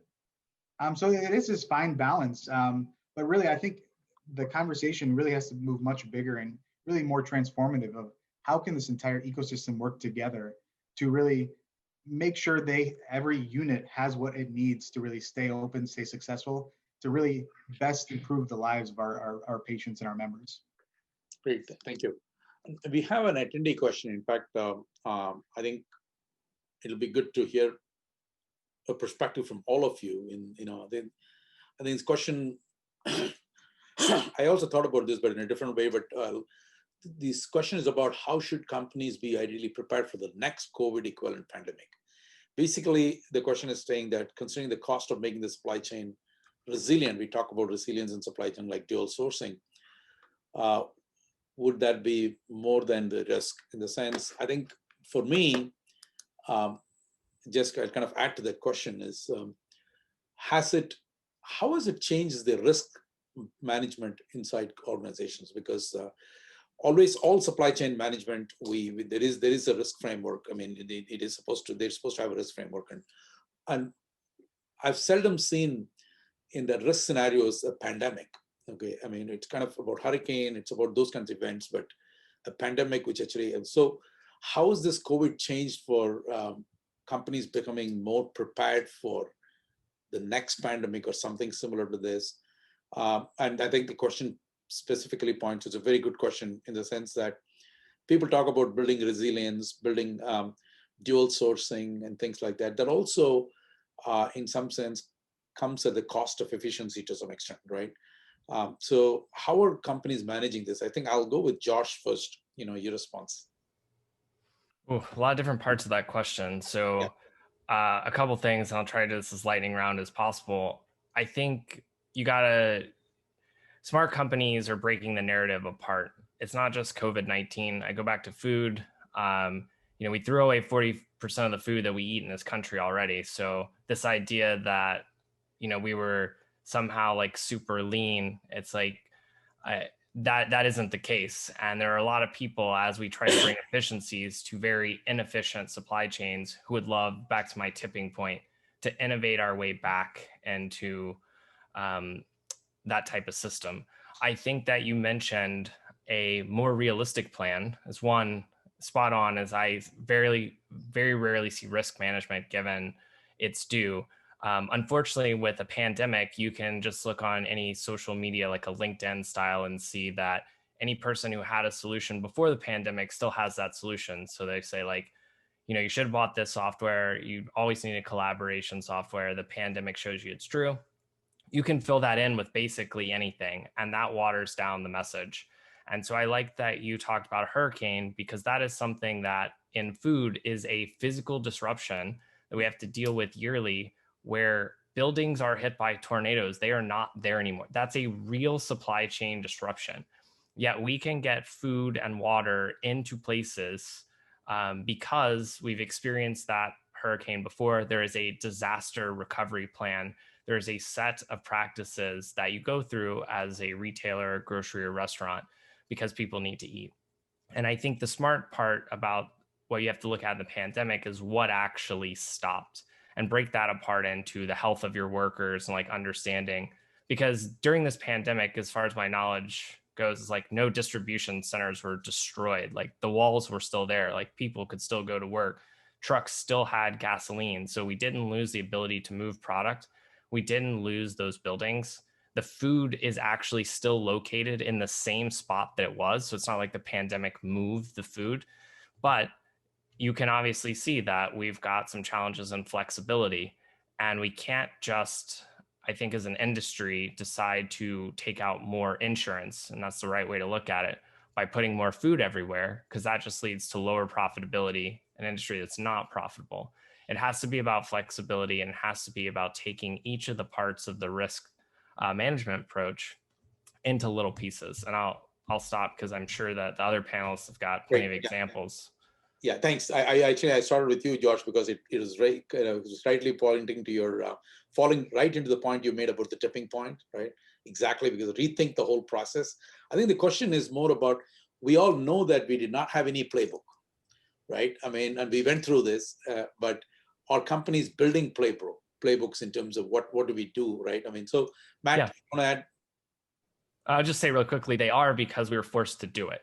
So one of the nice things about the pandemic was, in my opening, I said, hey, we have restaurants that turn themselves into grocery stores. We have grocery stores that put food from restaurants in them. So now that we've done it before, I think this becomes a part of the DNA, a disaster recovery plan in case we need to do that. Now we have experienced it. So people are definitely putting that into the normal playbook, at least in food space. Thanks. Matt? Yeah, you know, I'll be short here because software is an interesting product to ship, right? It's not physical by any means, at least not since the disks that were sent out from Microsoft to go and upgrade your Windows back in 1995. You know, when we think about redundancy and we think about change management, it's all about just best practices within software. It's about documentation, just making sure that everything is in the appropriate Git repos. It's about good architecture. We've made a big push to containerization as well, just to make sure we can lift and shift code from one place to another. And then the third, more culturally, is making sure that you have the right level of succession planning and the organization set up in the right way. Because by and large, if you really wanted to set your mind to it, and all technical debt is minimized for a particular product or service, you know, your supply chain could be shortened to, you know, just a number of sprints if you really need to go and ship new code or pivot. But that requires just good best practices in a healthy software organization to be run. And so that's what we should be trying to achieve all the time, but none more important than right now. Great, thanks. Aish? Yeah, one thing I definitely want to just clarify, you know, you think about the next pandemic, the next big thing. Just remember, we're still smack dab in the middle of this pandemic. It's not over, right? The third wave of COVID cases, second wave of hospitalizations. And in the healthcare space, the playbook is being written, right? It's happening live, it's happening real time. Revisions, edits are happening on a daily basis. But I think what's fundamentally rooted in all this are all the players sitting at the same table. They have to sit at the same table and collectively write a playbook because you can't be siloed in this world and write your own playbooks. And I think that's the key message. That's the lesson learned for, again, I don't want to talk about the next thing, but that's the lessons learned for right now. For tomorrow, the lessons learned is we all need to get to the table together and write a collective playbook, because ultimately it's those patients and the members and the individual's health. That's the goal, the ultimate success. Great. Thank you. Thanks, Arish. Anil? Yeah, this like Josh mentioned, this question has several dimensions to it. I, for one, hope we don't have a pandemic of this proportion ever again. But hoping is not a good strategy always. So I guess we got to prepare for it. When I think about the pandemic, especially and COVID, what we've noticed is we've all started adapting to it in some way or fashion, which is because humans primarily, we tend to be more adaptable. But are our companies adaptable? Are our supply chains adaptable? Do we have adaptability built into our ethos to the way we function? And I guess not entirely. I recently read a statistic. There's about 60% of the businesses that shut down after the pandemic are never going to reopen again, which is a very scary statistic. And so how do you build adaptability into your supply chain? Increasingly over the last few years, supply chain has become a very core competency of most companies, whether it's Amazon, whether it's Apple, whether it's P&G, whatever. Like supply chain is starting to become a core competency. And what does it mean to be a core competency? How can you build capabilities that are good enough so that you can react quickly? Because there are going to be things that you can't always predict. Like as much as we stress on being able to be proactive and predict, there are going to be things that you can't predict. So for the instances that you can't predict and it hits you, what is your ability to sense and respond quickly? And for the things that you think that you want to predict, how can you you get more proactive so that you can anticipate and act accordingly? I guess that's where companies are going to start focusing. We're going to get increasingly focused on risk management, as Josh even mentioned. It used to be there. It was not a big priority. It was something that we were doing as part of business continuity, but the companies are starting to get increasingly risk aware. So I guess that's sort of how we're trying to prepare, and it's not always, technology is not always a solution. We've got to prepare the workforce, we've got to prepare the leadership, we've got to prepare as a company, processes, technology, and all of that. Great, thanks. I'm also looking at the time. I want to get to an important topic that that we all touch upon is. We have gone through this experience, and I do. None of us hopes that we get this pandemic again. But at the same time, it's better to be prepared.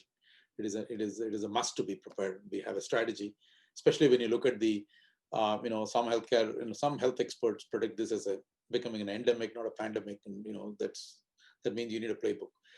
But I think I'm going to come to. So if you are going to be in this, uncertain, more uncertainty is increasing from both sides, and supply side and demand side and operations, right?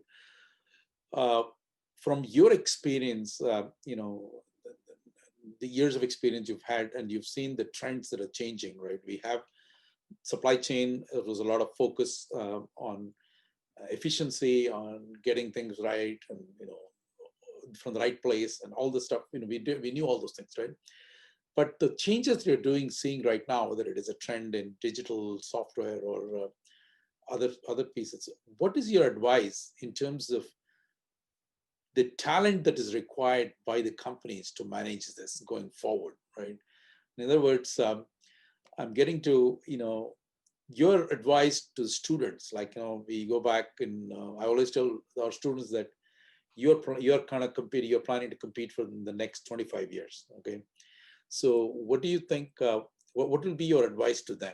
I think I want to touch this important piece before we run out of time. Yeah, I can start with that.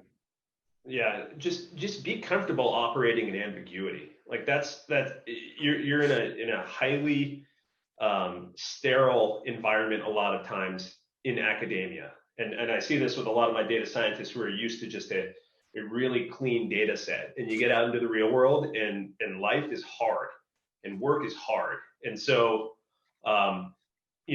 being comfortable, being able to frame an appropriately scoped problem and go and provide material value to the solution. You break everything down to that, you're gonna be great. Use all the tools you learned in school, be comfortable in that, run into the fire, and you're gonna be a superstar wherever you go. Great. Good. Josh? Yeah, I mean, if anybody is watching, as we're all shaking our heads as Matt talks about data, yeah, there's no such thing as not even perfect data, but sometimes there's not even data. What I would say is that the biggest thing for me is to stay very action focused. I don't know if I mentioned in my intro, but I think of this idea of like identify, collect, connect, interpret, and take action. It takes really smart people to ask the questions on how do we identify what's important. But once we do that, Matt already hit it there. It's like you do need your tool set for how you're going to collect that information, how you're going to connect it to other things, all the different ways to interpret it. But we got to get something. You've got to ultimately deliver something that is actionable in the real world, because that's where value is created. Like you can't create value without a new action. Mm-hmm. And so I think back at that, and I look at myself now as much more multi-dimensional. And so as you're a student or as you're going out kind of into the world, it's like separating out what are your tools versus like what are the things you're passionate that you want to work on. So what are the solutions that you're going to bring? To me are the big things. Great. Okay. Thanks. Anil? Yeah, in fact, I think my answer overlaps a lot with what Matt said. When I think about the workforce that is coming in, or the incoming generation of new supply chain professionals, I generally tell them to focus on 3 areas, because especially when you come from a technical or an analytics background, you're really good with all those technical things, but that goes only maybe 1/3 of the way. 70% of, or a large percent of your success is determined by your ability to influence, your ability and your knowledge about the domain. And so there are generally 3 things that I ask my team to focus on. One is, of course, their technological expertise, because I think technology is rapidly revolutionizing our business, and it will continue to do so. Every decade, there will be new technologies and all of that. So you've got to be a technologist, or you've got to be aware of technologies at heart. But the other more important thing is your expertise in terms of your domain. Learning your domains really, really well so that your technical skill sets, you can marry them with very critical business problems.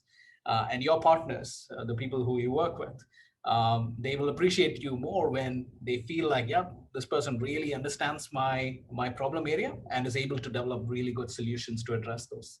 And then I think the third one that is very important is your skills, your leadership skills, how rounded you are, how can you go and pitch ideas, identify problems, and then influence your leadership to make the right decisions, your ability to drive thought leadership, etc. So it's generally those three categories that really help you become successful.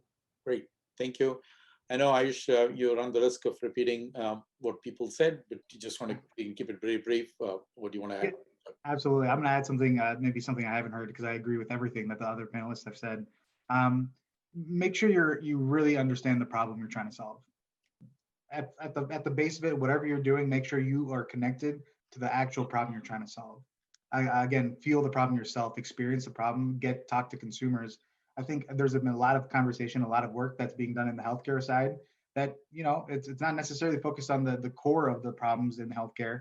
They're focused on maybe some symptoms, some other elements of it. So just always keep that in the back of your mind. Make sure that your actions, your work that you're doing, the influencing you're doing is all towards solving the real world problem.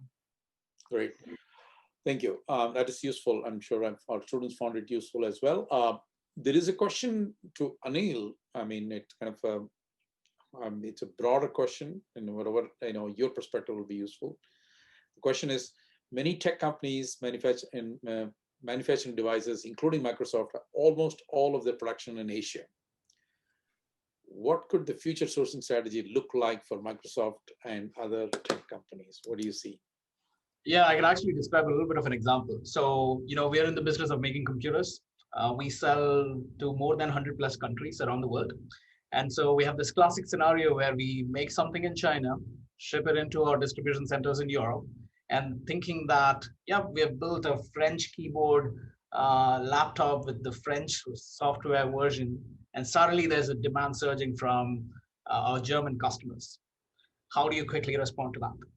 And so the best ability is to do something called postponement, where you're bringing in a device which is essentially bare bones. You try to sense where your demand is coming from. If you feel that the demand is coming from your Spanish region or German region, you immediately slap the right software, the right keyboard, and ship it.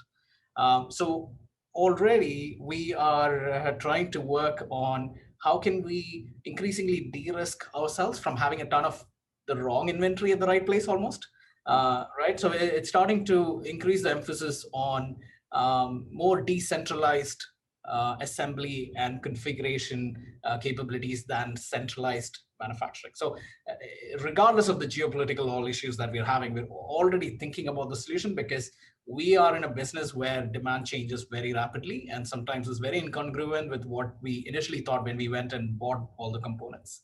And then for sure, we are also thinking about the larger picture of our supply chain where we have all manufacturing in a couple of countries.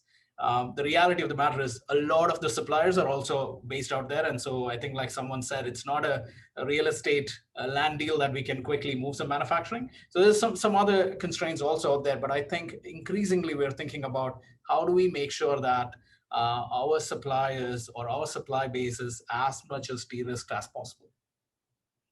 So there are, so it's kind of your decentralization is not just an assembly, but I think the question was more about sourcing.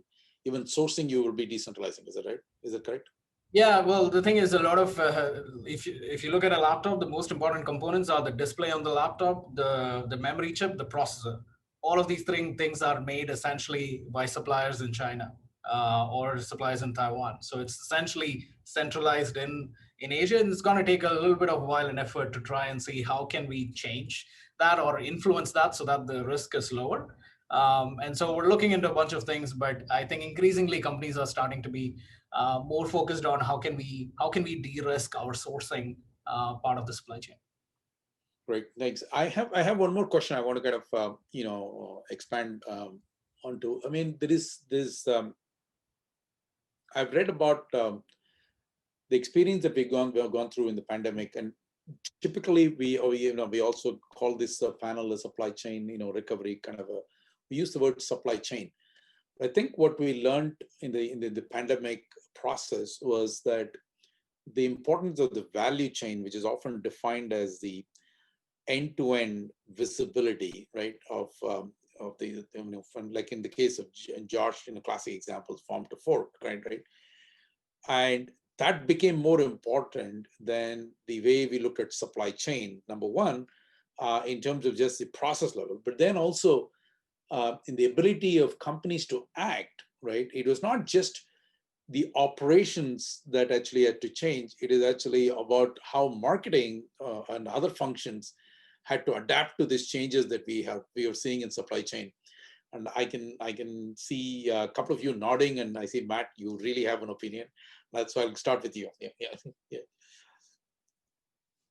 Yeah, I mean, adaptability is the lifeblood of any healthy company. I mean, there's a reason that they invented the term the innovator's dilemma. You can have a great idea, but at some point you're going to get disrupted. And I think the key to get around that, and this is generalizing something that's very deep, but the key to getting around that is truly adaptability. And part of that adaptability is ensuring that different functions within your overall company work together in concert, and that information flows freely. You have a clear understanding of what the end goal is in serving your customers, and then everyone marches towards that. Mm-hmm. And so, while supply chain can and should be a science in and of itself, it is never, the value is never truly unlocked unless you take a step back and you do understand the value chain, and you do understand how to help inform other aspects of the organization to go and operate as well. Mm-hmm, mm-hmm. Thanks. Thank you. Anybody else want to add to that in terms of how you see your other functional areas connecting, and then ability of their participation to work as a unit and looking at more value chain instead of supply chain? Yeah, I think it's a problem we've always had. It's like, I even appreciate that Matt said he was going to generalize that question, because it's hard to find a company out there who would say, like, we intentionally set ourselves up to not work together. So like, mm-hmm. Everyone has always known that finance is supposed to work with supply chain, who's supposed to work with I think that's a very basic concept. What we miss is kind of, it usually like hits on this point where it's like really smart people have come up with solutions to problems in the past. And it's easy to walk into places and say, like, hey, that's an issue. But we arrive at these solutions, and then what happens for big companies is they standardize. And we kind of forget that lifeblood of like why we had to make that decision. It becomes part of the way that organizations run. And then what Matt's was talking about is like, if you want to change that, you have to be configured differently. You have to be configured in a way that says, like, the opportunity or the that I'm in is actually different than when I made this decision in the past. And so I see this in a lot of places manifesting really outside of the organization first, which is not where I would expect it. You would think that companies would figure out how to get along with themselves. But I think that's actually traditionally, while you would think that isn't happening, and a new type of partnership is occurring across that value chain. When you realize that just a small incentive, changing where you buy from or how many days, in advance, how you add capital, or like in something like MySpace, is like how you add like mobile cooling to fields that are like these capital investments that the individual fields can't create. What that does is it ends up with better product, downstream. So it's like, you can create value that you used to have to vertically integrate to have control. And a new set of partnership models are really driving economic solutions across value chains, because they're webs now and ecosystems that we didn't see before. So that's my take, is that you'll see it that way. Yeah, I think very well said. I mean, and I agree with you in terms of there's no company that starts with saying that we don't want to collaborate, but at the same time, intention is not execution, right? I mean, the reality of what we see in companies is exactly, kind of contrary to that a lot of times. So Anil and Ayush, you guys, perspective on that? Yeah, I think increasingly over the years, we've figured out how to get better at breaking down silos and connecting seamlessly across functions. And I think visibility is a key gap that we try to solve. But it all tries to come into perspective when we put the customer in the center, right? At the end of the day, it's about getting the right product for the right customer at the right time.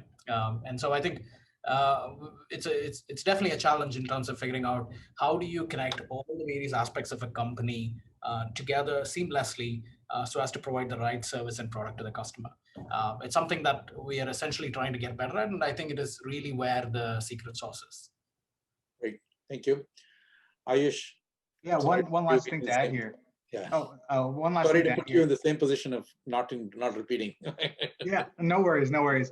I'll definitely say in the healthcare space, the concept of a centralized definition of value by itself is a challenge, right? You have these organizations, even within an organization, within Blue Cross Blue Shield of Michigan itself, you align on the member and the ability to deliver value to the member. I'm in that position where I talk, hey, what does value mean to you? And it's varying within the organization, surprisingly. And if you kind of take a step back and look at the entire healthcare ecosystem, the definition of value varies. And so just that fundamental alignment to what value really would be a huge step in the healthcare world. Yeah, great, thanks. There are more questions from the audience. I'm not sure we'll get time to. I mean, I'm looking at the clock too. There is one important question. I think I'm going to read it, and as we automate more and more things, how do you ensure bad actors can't, wreak havoc in the critical areas? I think since Matt, you talked about we touched upon autonomous operations and especially example power grid and the role of digitization, technology, automation increasing. How do you see this risk? That is asked in the question.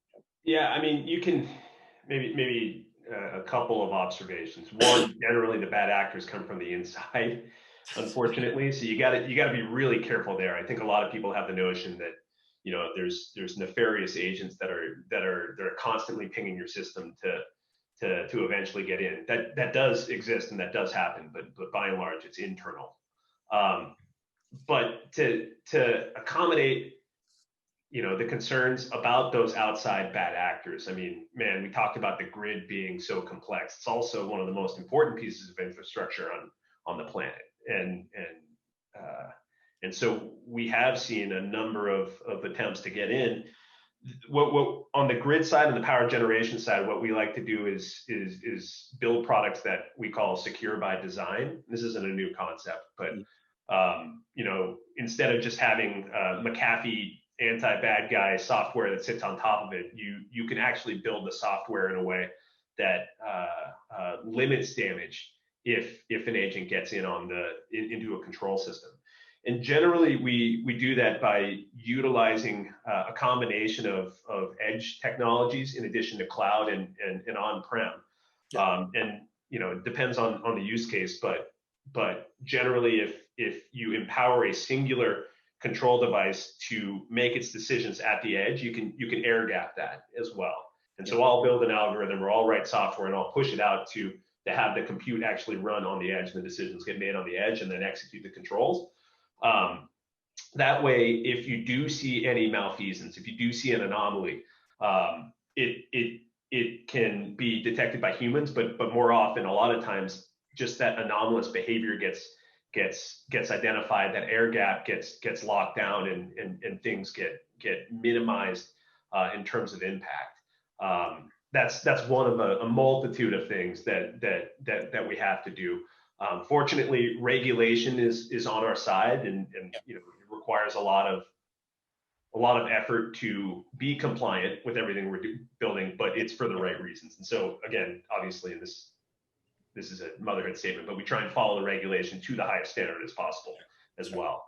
I will not go on any longer. I have a long set of things that we could talk about, but I'd say those are the two things. I agree with you. Thank you very much. In fact, I would. I know Josh wants to add something.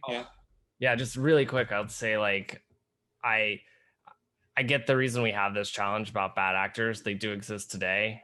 With using digital technology sort of out in the real world, what I would say kind of to the students is that these technologies make it a lot better. This is like trying to cheat on a standardized test. We've gotten all the way down to like cartons of ice cream that are not selling at the rate that they should. If you are thinking about doing dishonest behavior in the future as a bad actor, the more digital technologies that are in place that are measuring it from different angles are going to make that harder. So you should not try to cheat the system. And while we should always be worried about bad actors, those bad actors exist today. What we have is a gap in information. The better information we have, it becomes a lot easier. Thank you. And that means, the advances in digital technology is also going to help us, protect ourselves and protect the system better. So thank you very much. I think coming to the conclusion of the panel, I think fascinating to hear about experiences in all the 4 industries. And also, we heard about specific technology like digital twins, IoT sensor in place, analytics, at the process level, simulation at the process level to improve. And also we got, I think we got really very good, takeaways for our students in terms of how do you prepare yourself for this, the uncertain world that is kind of emerging. And I think the panelists were very, very precise in terms of what skills to build. And always good to know that the playbook is in the making and across all industries. And with that, thank you very much and stay safe and have a good weekend. Go Blue. Go Blue. That's right. Yes. Thanks, everyone. Thank you. Thanks.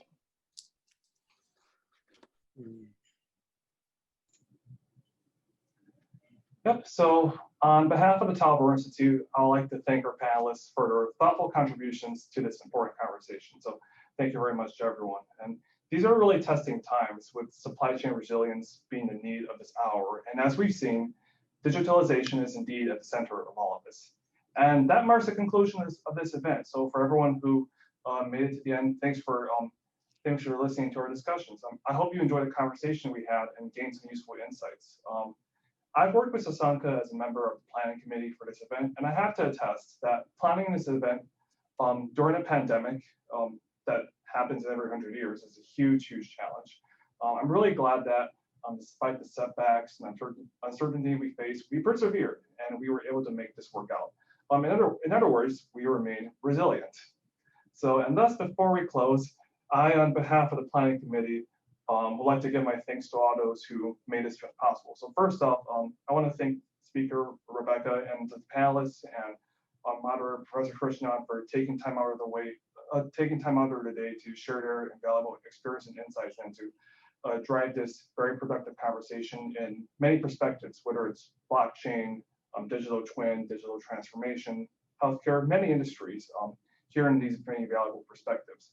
I also like to thank the Tauber staff for providing their support and guidance for this event, especially in a time when support for each other is needed and appreciated more than ever. I'm really grateful that a lot of people have had our back and helped to get this through. I also want to thank the other members of the planning committee for all their time and dedication on planning this event. And this event has seen has taken many different forms and has looked a little different throughout its evolution, but I'm glad as how everything has turned out. And most importantly, I want to thank you all for those who've attended. And we really hope you enjoyed learning about and discussing resilience in the new normal. If you have any friends who may be interested in what we talked about today, let them know that today's session was recorded and that it will be available soon on demand on the Tauber website. And we hope to see you more at a future TLSS. I wish you all a great weekend and go Blue.